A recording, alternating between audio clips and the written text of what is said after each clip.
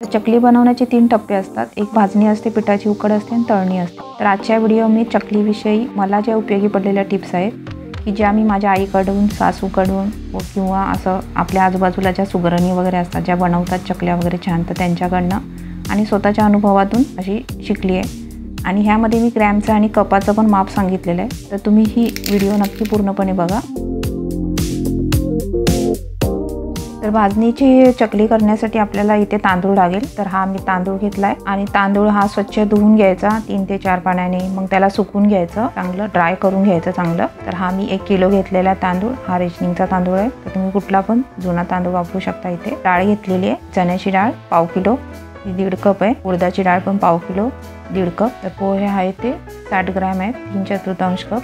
आणि ही मुगाची डाळ आहे 100 ग्रॅम, हे अर्धा कप आहे। साबुदाणे पाव कप 45 ग्रॅम आहेत। गहू मुठभर घेतलेले आहेत 20 ग्रॅम। मेथी 1 ते 1.5 टेबलस्पून घ्यायची, जास्त नाही घ्यायची। परत इथे धणे आहेत ते मी 1 कप घेतलाय आणि जिरे अर्धा कप। तर धणे हे 50 ग्रॅम आहेत आणि जिरे आहेत ते 50 ग्रॅम आहेत। तर अशा रीतीने आपल्याला हे धान्य लागेल। तर आता आपण ह्याची भाजणी करून घेऊया। त्यासाठी आपण एक कढई ठेवून घेऊया। तर त्या कढईमध्ये आता आपण तांदूळ जे सुकवलेले होते ते टाकून घेऊया प्रथम, तांदूळ भाजून घेऊया प्रथम। आणि कढई थोडी नॉर्मली तापून द्यायची, जास्त तापून नाही द्यायची। नॉर्मली गरम झाली की मग त्यामध्ये तांदूळ टाकून घ्यायचा। मी अर्धा करून घेते आणि मग भाजायचं मीडियम गॅसवर, मीडियम टू लो ठेवून। हा तांदूळ भाजायला मला 10 मिनिटं लागली। पूर्ण ड्राय होईपर्यंत भाजायचा तो, त्याला असा कलर नाही आला पाहिजे जास्त, अशा रीतीने नाही भाजायचा। तर अशाच रीतीने तो राहिलेला तांदूळ पण मी भाजून घेते। तर आता आपण चण्याची डाळ टाकून घेऊया। चण्याची डाळ पण आपण आता चांगली मध्यम गॅसवर भाजून घ्यायची। तर ही भाजायला सुद्धा आपल्याला 5 ते 6 मिनिटं लागतात। असा मस्त खमंग असा वास आला पाहिजे डाळीचा, अशा रीतीने भाजून घ्यायची। तर इथे उडदाची डाळ घेतली आहे, उडदाची डाळ पण आपण मध्यम गॅसवर भाजवायचं, मध्यम टू लो ठेवायचा गॅस आणि मग भाजायची, का तर ही लगेच भाजली जाते। तर ही भाजायला मला 1 ते 2 मिनिटं लागली। तर ही आपली भाजली गेली। आता आपण मुगाची डाळ टाकून घेऊया। तर मुगाची डाळ पण आपण लो गॅसवरच भाजायची, का तर आपली कढई चांगली तापली गेलेली असते, त्यामुळे आपण लो गॅसवर भाजायची। तर ही भाजायला मला 1 ते 1.5 मिनिटं लागली। तर आता आपण गहू टाकून घेऊया। गहू पण बारीक गॅसवर भाजायचे, ते असे चांगले फुलले पाहिजेत, अशा रीतीने भाजून घ्यायचं। साबुदाणे पण आपण असे चांगले फुलले पाहिजेत, अशा रीतीने भाजायचे। तर मेथी पण आपण त्याचप्रमाणे लो गॅसवरच भाजायची। बाकीचं धान्य आपण मीडियम गॅसवर भाजलेलं, तर मेथी आहे ते आपण लो गॅसवर भाजायची, ती लगेच भाजली जाते, जास्त वेळ घेत नाही, काही सेकंदातच भाजली जाते। आणि करपून नाही द्यायची, जर कधी करपली तर चकली कडू लागू शकते।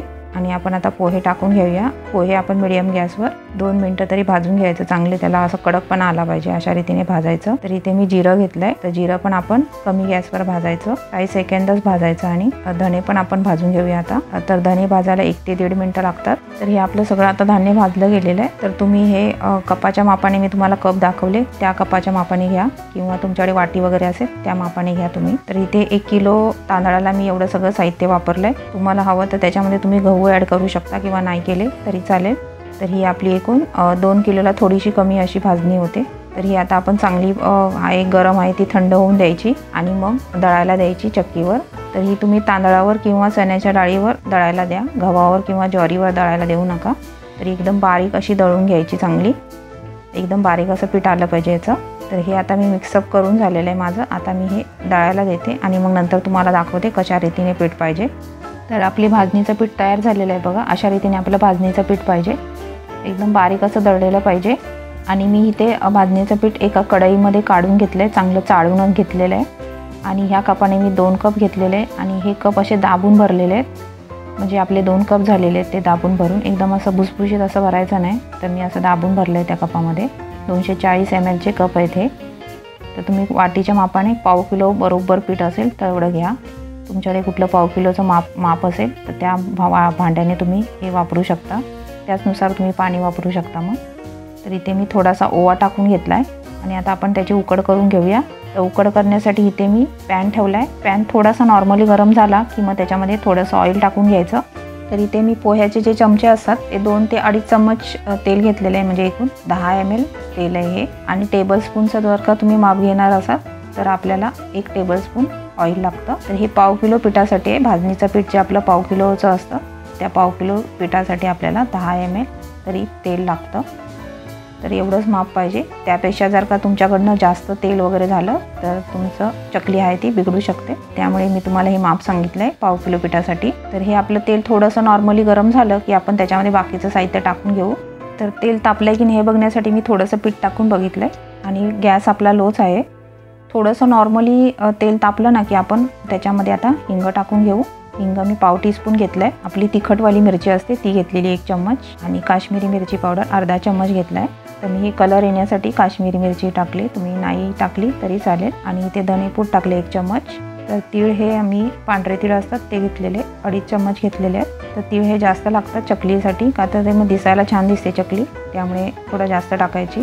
तीळ आहे ते तर हे थोडंसं भाजून घेऊया. नॉर्मली भाजायचं, जास्त करपून नाही द्यायचं. तर हे थोडंसं परतल्यानंतर आपण त्याच्यामध्ये आता पाणी टाकून घेऊया. तर इथे मी ज्या कपाने मी पीठ मोजून घेतलेलं ना 2 कप, तर त्याच मापाने मी इथे 1.5 कप पाणी टाकते. म्हणजे आपलं हे एकूण 325 ml पाणी आहे. तर हे मी तुम्हाला पाव किलो पिठाचं माप सांगते. ज्याप्रमाणे मी भाजणी केली त्या भाजणीचं माप हे आहे सगळं. पाण्याचं प्रमाण हे काय होतं, जर का तुमचे तांदळाचं प्रमाण आणि चण्याच्या डाळीचं उडदाच्या डाळीच्या प्रमाणानुसार पाण्याचं प्रमाण ठरू शकतं. जर का मी सांगितलंय भाजणीच्या पिठामध्ये ज्याप्रमाणे मी डाळीचं वगैरे प्रमाण सांगितलंय तर तसं नसेल आणि जास्त कमी जास्त असू शकेल, तर तुम्हाला थोडं पाणी जास्त लागू शकतं. तांदूळ पण कधी कधी जास्त जुने असतील तर कदाचित त्याला पाणी कधी कधी काय काय तांदळाला जास्त लागतं, कमी लागतं, त्यानुसार कमी जास्त होऊ शकतं पाण्याचं प्रमाण. तर मग नंतर लागलं तर नंतर तुम्ही ॲड करू शकता.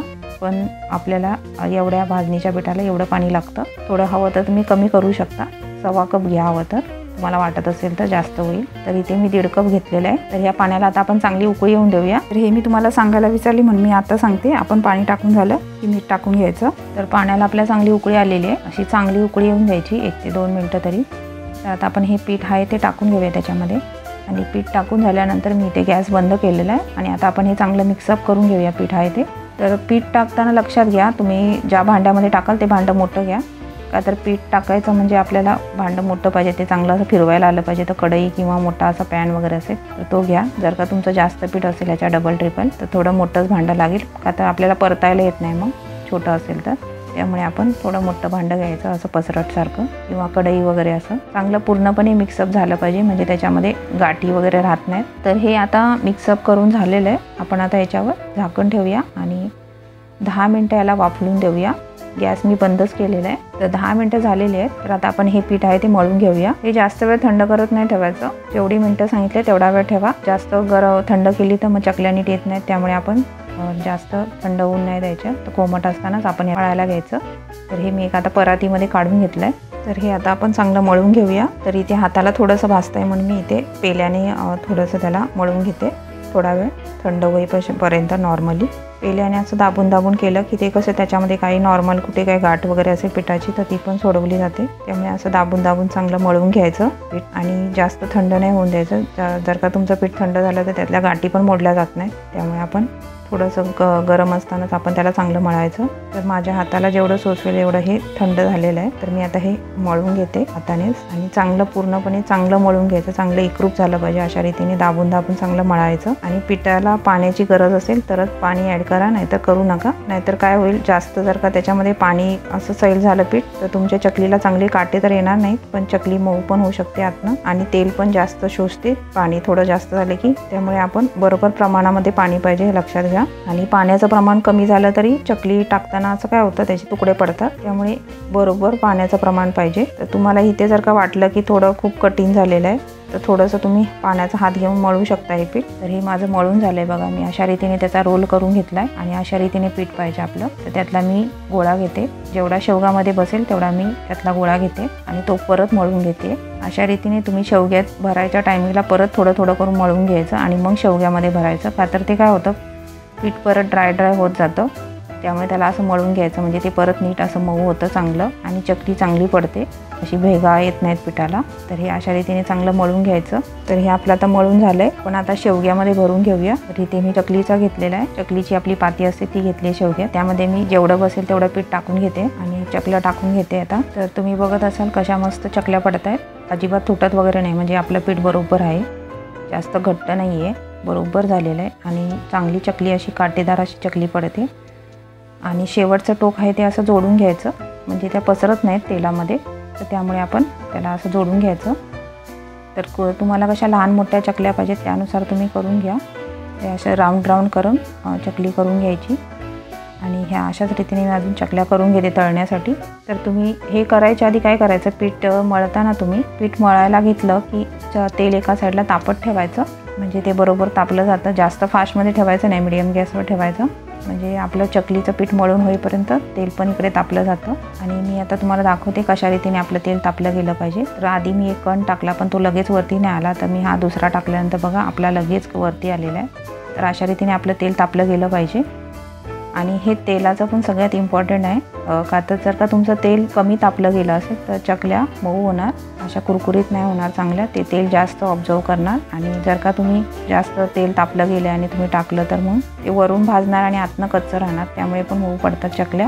तर त्यामुळे तुम्ही ही काळजी नक्की घ्यायची कधी पण. आणि आता हे आपलं तेल असं तापलं गेल्यानंतर आपण गॅस हे मीडियम करायचं आणि मीडियम गॅसवर आपण चकल्या आहेत त्या तळून घ्यायच्या. तुम्ही आधी टाकल्या बघत असाल भरपूर बुडबुडे आलेत त्याला, तर हे बुडबुडे कमी होईपर्यंत, म्हणजे चकलीचा तो चकली आहे ती थोडीशी नॉर्मली कडक होईपर्यंत आपण त्याला उलटायचं नाही अजिबात. तर आपल्याला ही चकली कडक व्हायला 1.5 मिनिटं तरी लागतात मीडियम गॅसवर. तर अशा रीतीने आपण आता चकली तळून घ्यायची. आता ही 1.5 मिनिटं झाल्यानंतर मी तुम्हाला दाखवते. मी आता उलटून घेते बघा.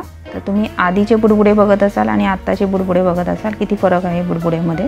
तर ह्या बुडबुड्यावरूनच आपल्याला कळतं की आपली चकली कशा रीतीने भाजली गेली आहे. तर आता आपण ही दुसऱ्या बाजूने पण तेवढीच काही मिनटं लावून आपण ही तळून घ्यायची. पूर्ण बुडबुडे त्याचे हे झाले पाहिजे, कमी कमी होत गेले पाहिजेत, अशा रीतीने आपण तळून घ्यायची ती. तर ही पूर्ण चकली तळायला आपल्याला 3 ते 4 मिनटं तरी लागतात. तर अशा रीतीने आपण चकली तळून घ्यायची. आणि एका साईडला आपली चकली तळली जाते तोपर्यंत आपण एका साईडला शेवयाने चकल्या पाडून घ्यायच्या, म्हणजे दोन्ही कामं होतात. इकडे तळली पण जाते आणि तिकडे आपला चकल्या पण पाडल्या जातात. तर ह्या अशा रीतीने तुम्ही चकल्या तळा, म्हणजे मस्त अशा कुरकुरीत छान चकल्या तयार होतील. नाहीतर तुम्ही सगळं भाजणी पीठ मळणं बरोबर केलं आणि तळताना जर का नीट तळली गेली नाही तर ती मऊ होणार, क्रिस्पी होणार नाही. आधी थोडी क्रिस्पी वाटणार, तळल्यानंतर आणि नंतर मऊ पडणार, अशा रीतीने काय काय गोष्टी होतात. तर कशी चकली चांगली होण्यासाठी आपल्याला या अशा रीतीने करायला लागतात, ह्या स्टेप लक्षात ठेवायला लागतात. आणि जर का तुमचा मीडियम गॅसवर खूपच लो असेल गॅस, तर थोडंसं मीडियमच्या किंचितसं वरती करून तुम्ही तळू शकता, जास्त फास्ट ठेवू नका. तर तुम्ही बघत असाल पूर्ण बुडबुडे त्याचे कमी झालेले, कुठेतरी किंचितचा थोडासा नॉर्मली दिसतोय. तर ह्या स्टेपला आपण ही चकली काढून घ्यायची. तर इथे मला 3 ते 3.25 3.5 मिनटं झालेली आहेत. तर मी आता ही चकली काढून घेते. तर हे अशाच रीतीने अजून चकल्या पण मी तळून घेते. आणि प्रत्येक वेळेला तुम्ही मीडियम गॅसवरच चकल्या तळा. आणि ज्याप्रमाणे मी तुम्हाला सांगितलं बुडबुडे कमी झाले पाहिजेत हे लक्षात घ्या. जर तुम्हाला थोडी पुढे मागे मिनटं लागू शकतात, 3 मिनटापेक्षा थोडं जास्तच लागेल, कमी नाही लागू शकत, पण सांगते त्याप्रमाणे तुम्ही चकली तळा. मस्त कुरकुरीत अशी चकली तयार होईल. थंड झाल्या तरी त्या कुरकुरीतच लागतील, अशा मऊ नाही होणार. तर त्यामुळे तुम्ही अशा रीतीने चकली नक्की तळून बघा. आणि ही चकली आपली तयार झाली की आपण ही थंड करून घ्यायच्या पूर्णपणे, एका चाळणीमध्ये टाकून घ्यायच्या. चाळणीतनं मग तुम्ही टिश्यू पेपरवर पसरवून आणि मग थंड झाल्यानंतर हवाबंद डब्यामध्ये भरा, म्हणजे चांगल्या मस्त कुरकुरीत राहतील. तर तुम्ही बघत असाल आपल्या चकल्या मस्त कुरकुरीत अशा छान झालेल्या आहेत सगळ्या. त्याचा कलर पण तुम्ही बघत असाल किती छान आलाय. चवीला तर खूप छान झाल्या आहेत. भाजणीच्या चकलीची चव ही वेगळीच असते. तुम्ही बाकीच्या कुठल्या पण धान्याची वगैरे कराल तर त्यापेक्षा पण भाजणीची चकली ही खूप चविष्ट लागते. नीट झाली तर खूपच छान लागते. कुरकुरीत वगैरे असेल तर ती राहत पण नाही, पटकन संपून जाते. तर तुम्ही अशाच रीतीने चकल्या करून बघा. आणि जर का तुमच्या चकल्या छान झाल्या तर मला सांगा कशा झाल्या त्या. तर तुम्हाला या चकलीची रेसिपी जर का आवडली असेल तर तुम्ही या रेसिपीला लाईक करा, शेअर करा आणि आजचं स्पेशल चॅनलला सबस्क्राईब करा.